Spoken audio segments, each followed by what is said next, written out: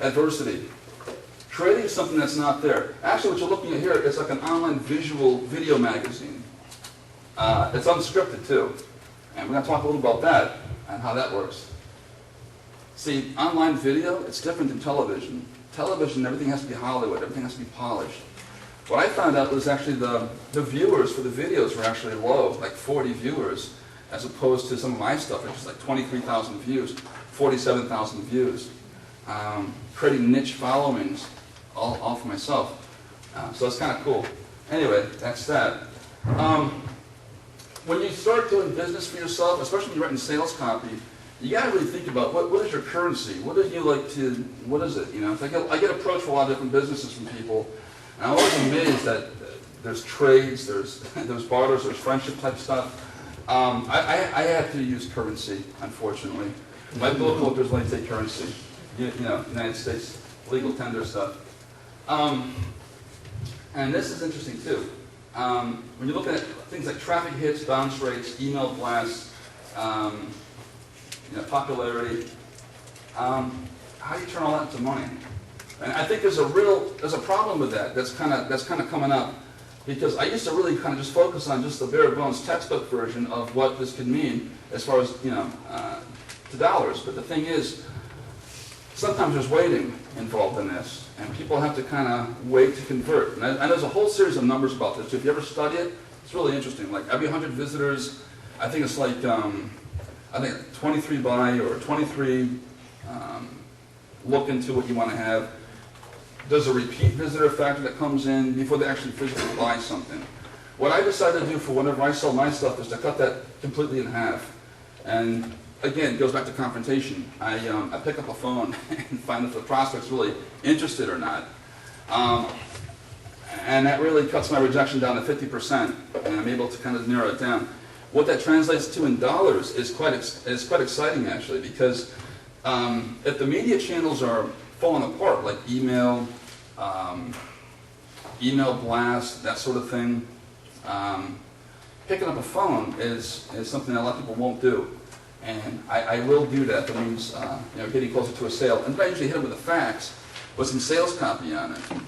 And it's interesting. I'm actually getting about 4,000 a week just from doing that. It cuts all the rejection, all the waiting time. There's a whole series of rules too that Dan Kennedy rolled out for doing direct mail.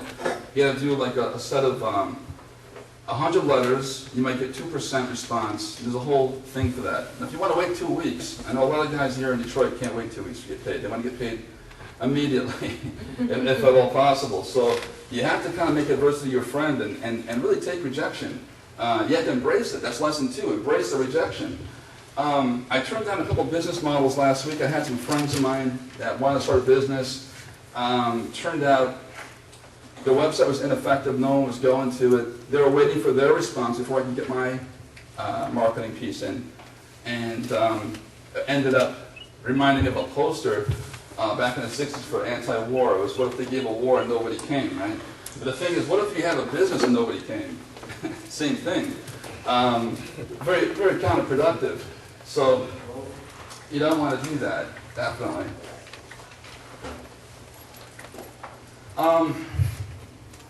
This is interesting too, and how much of fun. I just did this thing with a friend of mine, Rabbi Steve Lover. Anybody know him? He teaches all kinds of really cool, self-preservation techniques, and there's a thing about self-esteem that's on my website. You should check it out because it's really quite interesting.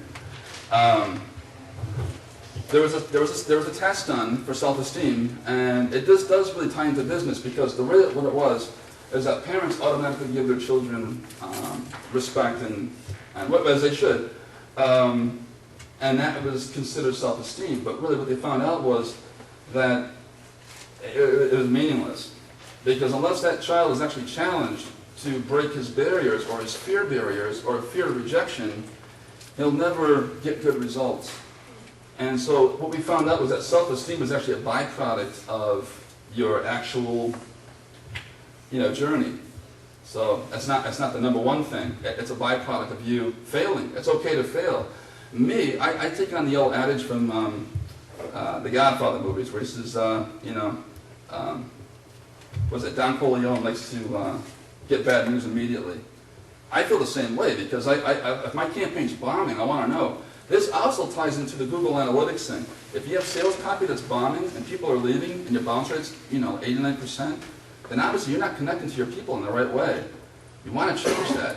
So you want to keep a close eye on who's coming to your site and why they're why they're staying and how long they stay.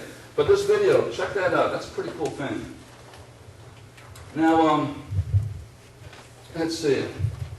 I want you guys to think about actually what's holding you back as you get customers. There's like I said, self-esteem is a thing about it's a result of doing. It's not automatic, and you really you're not going to find out where your barriers are until you actually go out and do your own stuff. Now, here's a problem with sales copy. I know a lot of guys in here sell MLM product or like a third-party product endorsement. I used to do that kind of stuff too, and I used to have to buy brochures that were expensive, that were glossy, that were, but by the time you put a stamp on them and mail them, they're expensive, and I was basically throwing my money out the window. I started writing my own control pieces, which we'll get into, and for like 12 cents a piece, 8 cents a piece, and I'd find out that people were buying on emotion, and not so much the ingredients or, actually I was selling vitamins at the time. I started noticing that. I started to appeal and press their buttons, and we're going to go into that a little bit and find out why people buy things. So, that's really interesting. Not everyone's going to love you. It's okay to have enemies. That's number 3. Not everyone's going to love what you're selling either. So, mistakes are wonderful. And I have this thing that I see a lot of sales organizations make this mistake. They always use this increment. I've only noticed this since 911 actually. Is that $1 million has become like the increment of self-worth, which I think is ridiculous. Unless you're making $20,000 a week or know what that feels like. $1 million to someone who's barely pulling $40,000 a year doesn't mean anything. It's a meaningless number. So what I encourage all of you to do is find out whatever that number is that you want to reach and start striving towards it. And keep real accurate notes of simple things, like when you mail something out, how many get bounced, how many come back to you, how many calls do you get? Out of those calls, how many of those things do you convert into actual sales?